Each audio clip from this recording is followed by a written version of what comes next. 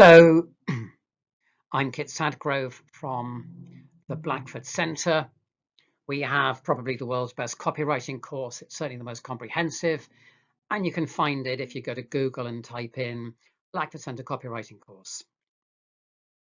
Welcome to Terrible Press Ads 3. If you've seen 1 and 2, you'll know how it works. We look at some terrible press ads because press ads contain all the devices and techniques that copywriters use, headlines and body copy and stuff, and because we can learn from the bad press ads how they could have been so much better than they are. Let's have a look at some terrible press ads. So, Star Trek special, stamps and collectibles. You hate it when they cut the line at a place that doesn't really make any logical sense. I know it has to fit the space. This is a press ad for a set of stamps. So the post office said, we need to make some more money. What kind of group is a real clan, a real tribe that they love their heroes? And he said, I know, the Trekkies. Let's make some money out of the Trekkies. We'll put some pictures of the Trekkies on stamps, and then the Trekkies come along and buy an envelope with these 6 stamps on. They'll never post them. So actually, it's just money for a rope, isn't it?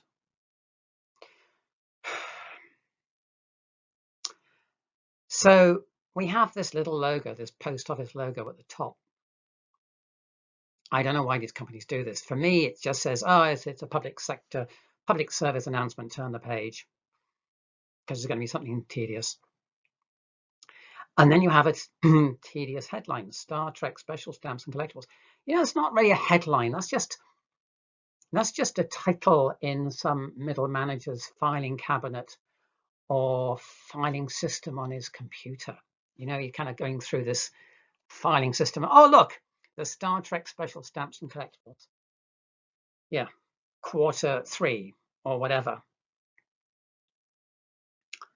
So do we need a different headline? I mean, yeah, we need to tell the population that these are special stamps and collectibles. But it would be nice if we had something that made the Trekkies sit up and pay attention. A nice headline kind of levens the pain of salesmanship. It makes life a little smoother. It's like the politeness. You know, if you hold the door open for someone, or if you make room on the pavement and they think, you know, there's nice people around. And it's what copywriters do. We basically sweeten the bitter pill of consumerism by letting people know that we're nice people. You know, we're their mates. So the question is, what would you do? So you could start with Star Trek. Now, there are lots of words, surely, about Star Trek. You know, trek along to your nearest post office, or make space for the Star Trek heroes. Boldly go to your post office. I don't know. And all these guys had sayings, didn't they, about it's illogical, or I don't know, whatever the engineer was called when he got shouted at. Alternatively, you can look at the product. So what is this? This is a stamp. So is this about, you know, the heroes stamped on the baddies, or whatever? Or what about these stamps? What are the characteristics? They're sticky.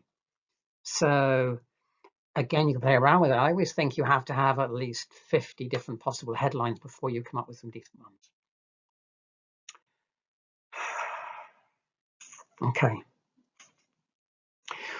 The other thing to note about this is it says Star Trek special stamps and collectibles. I like collectibles. Gosh, as a Trekkie fan, I'm sure I have lots of things in my cupboards. You know, mugs and beer mats and things when I went along to a a group meeting for Star Trek fans. So surely you want these collectibles. I mean, they're more interesting than stamps. Surely they're kind of three-dimensional. So where is the information about these collectibles? And also, they're the grey things, surely, at the bottom. And why are they so grey? Couldn't they have hired a photographer to make a decent-looking picture? You know, sprayed a bit of shiny on them or something. I don't know, make them look a bit more glossy and interesting, and then have some nice words about how they will improve your life somehow. It's all rather sad, isn't it? All rather sad. Could have been better. This ad starts with the line, "It's not all right." And then there is a jumble of words that runs all the way down the page, a clutter of words, ending up with the two words, "It's arthritis." And there is what would normally, perhaps in a different ad, be body copy, starts with, "It's not that I don't want to go out. It's not bad taste. It's not that I can't be bothered." And, you know, majority of people are going to say, I can't be bothered to read all this. And then at the bottom, it says it's arthritis. So the art director thought, wouldn't it be fun if we had something that maybe looks like a poster? So we're going to justify it so that you can't read the words, because they're all spaced out unevenly. And the lines just go on and on and on and on and on, and no one's going to bother. And that's okay if you want people just to think it's a jumble of words. But I kind of like people, if I'm going to write some words, I like people to read them. I like to lay them out so that people actually read them, because every word is really important. And what we have here is a whole just list of complaints, really, because the person with arthritis, you know, your granny or your granddad says, "I don't want to go out. I can't be bothered. Oh, I'm all fingers and thumbs." So we're getting into excuses. "I've just got a bit of stiffness and I'm feeling tired." These are the sort of things that people with arthritis say, because it is an acute and, well, it's not acute, it's chronic, but very painful illness. And then further on down, I think we get comments that the children make saying that granny or granddad is always in a bad mood. They've always got aches and pains. They're throwing a sickie. They're making a big deal out of nothing. And so I think there's a bit of confusion here as to who is saying what to whom. And it doesn't really matter, because no one is going to read this stuff. At the end of the page, it says, "It's arthritis." And to me, that's almost like saying, "It's arthritis, deal with it." In other words, there's no resolution to this ad. It would look great as a poster, but it doesn't work as an ad.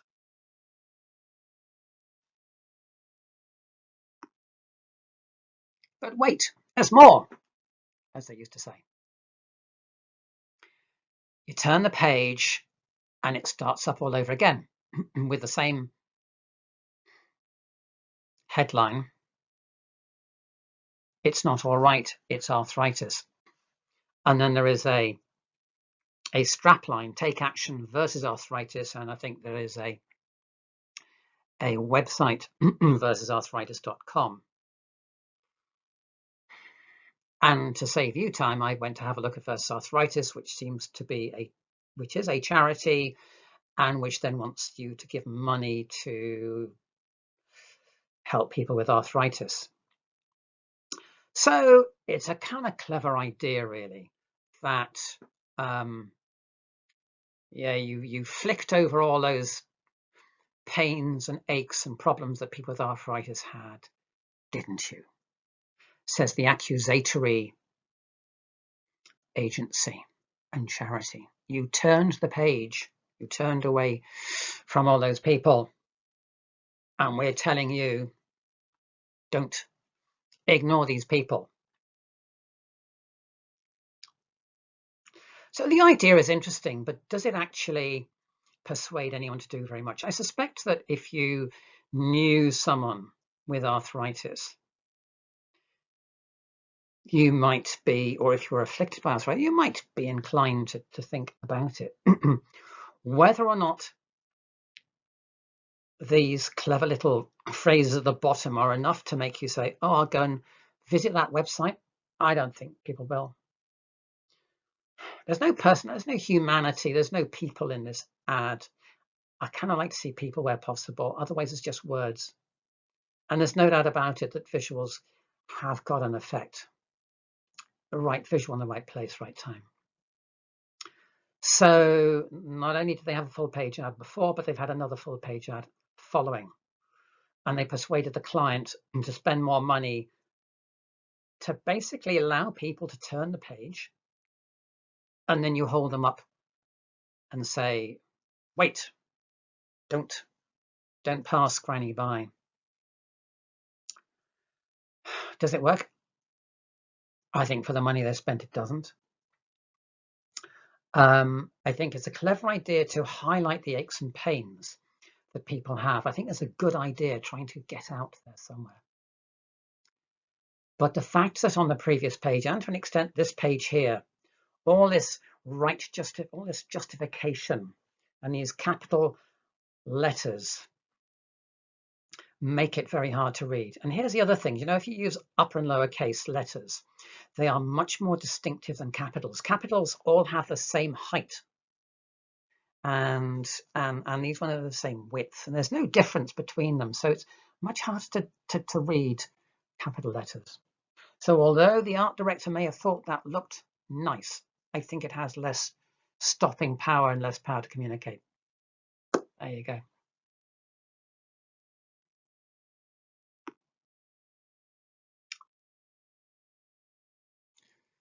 You probably know what I'm going to say about this. It's bloody hard to read, isn't it? And what is that person holding in the palm of their hand? What has it got to do with a car? And is that a magazine at the bottom? And they're all neatly aligned in the center, and there is a logo for 𝗙𝗿cie top left.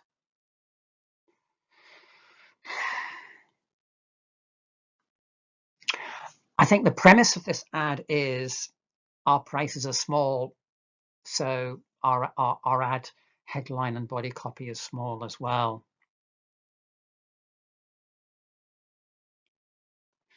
The headline says, we're not into big celebrations. The car has won what car? Best family SUV for less than 20,000 for the second year running.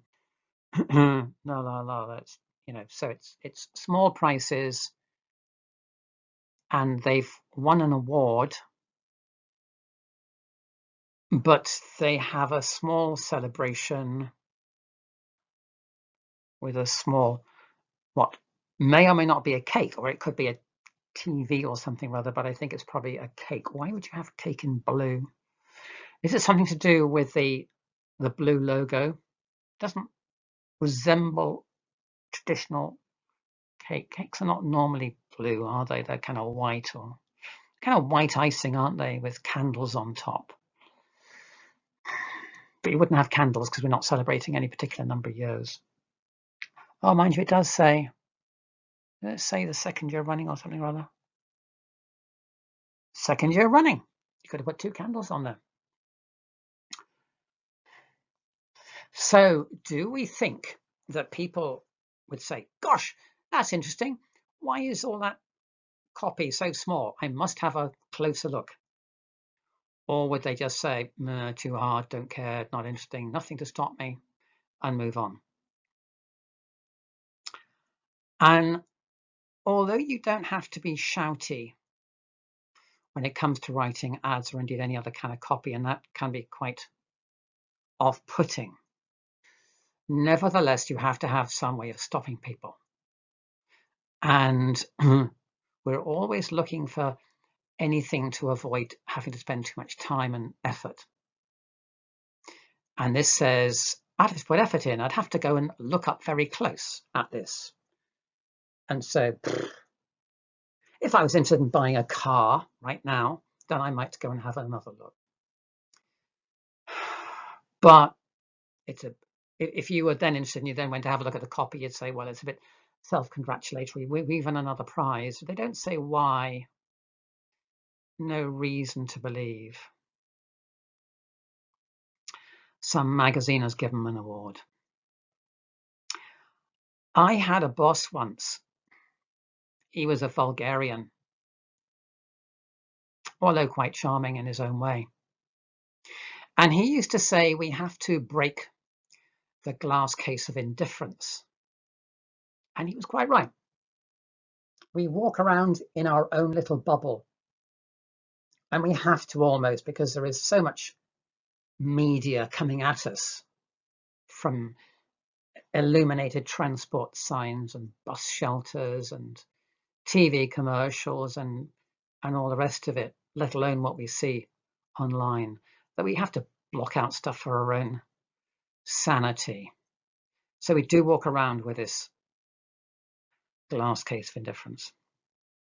And that's why I don't think this ad works. Not to mention the fact that that cake is just so not like a cake. Candles. Could have had candles.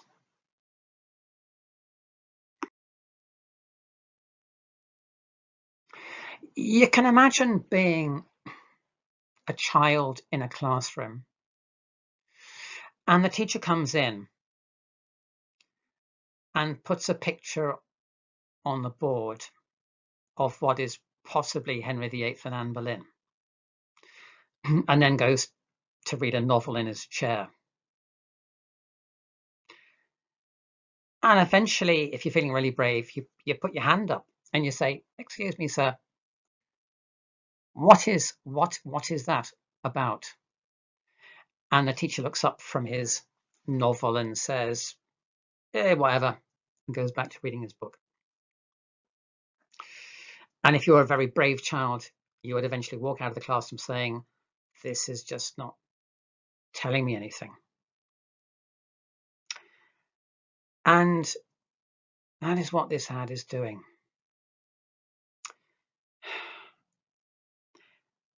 There are two people. One of them is Nicole Kidman, I think. The other is some sort of James Bond character. Don't know who he is, but he's moody.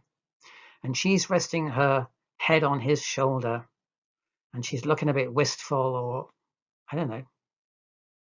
Not sure that Nicole Kidman ever does very much acting as such. There is 3 reviews, 3 quotes, 5-star reviews. They put the name of what is presumably the show spread all the way out to the edge to make it really interesting.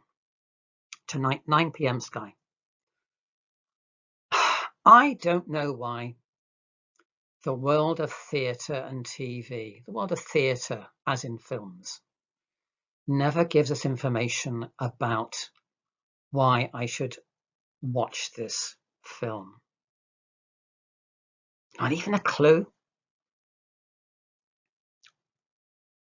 Maybe they think that just having these massive box office draws, if indeed they are, is enough, that all the Nicole Kidman fans will troop along to their television tonight.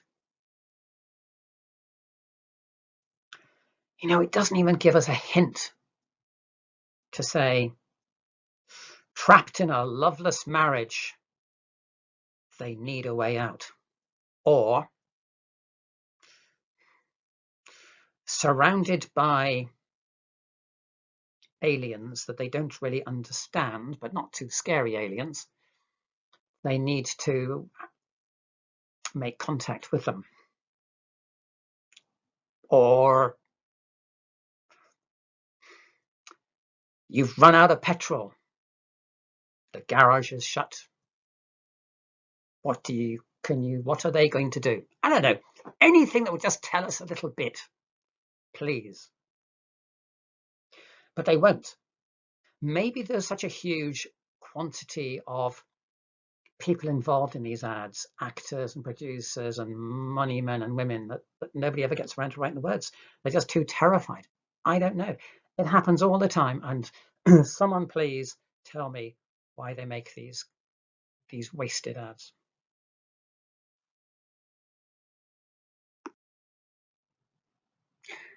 So this has been Terrible Press Ads 3. We've had the Star Trek stamps. Sad failure of imagination to really understand the language and motivations of Trekkies and talk to them in their own language. Then we had the arthritis ad, just a jumble of words.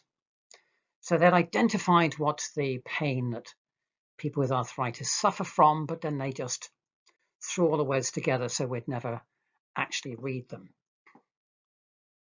And then on the next page, they then criticized us for passing by and not stopping, not caring enough. Criticizing the consumer is never very good image. Then we had the 𝗙ecie ad, tiny little writing with what might have been a TV or a cake or something rather, and then we discover it's about they won some award in some motoring mag. So given the fact that there's half a dozen major car manufacturers, these car mags give the awards out to each in turn, successive years, so they all win something. And instead they could have said why that car was a good car and then put the awards they won underneath it as proof of what they're saying. And finally, we had the Sky TV ad for some show which had no words at all, as the film industry and jewelry and other industries do so often.